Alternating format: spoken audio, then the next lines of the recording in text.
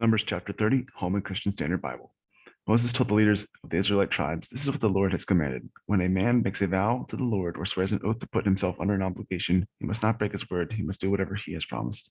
When a woman in her father's house during her youth makes a vow to the Lord or puts herself under an obligation, and her father hears about her vow or the obligation she put herself under, and he says nothing to her, all her vows and every obligation she put herself under are binding. But if her father prohibits her on the day he hears about it, none of her vows and none of her obligations she put herself under are binding. The Lord will absolve her because her father has prohibited her. If a woman marries while her vows or the rash commitment she herself made are binding, and the husband hears about it and says nothing to her when he finds out, her vows are binding, and the obligations she put herself under are binding.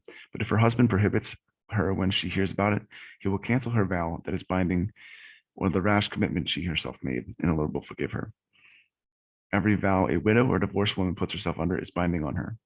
If a woman in her husband's house has made a vow or put herself under an obligation with an oath, and her husband hears about it and says nothing to her and does not prohibit her, all her vows are binding, and every obligation she put herself under is binding. But if her husband cancels them on the day he hears about it, nothing that came from her lips, whether her vows or her obligation, is binding.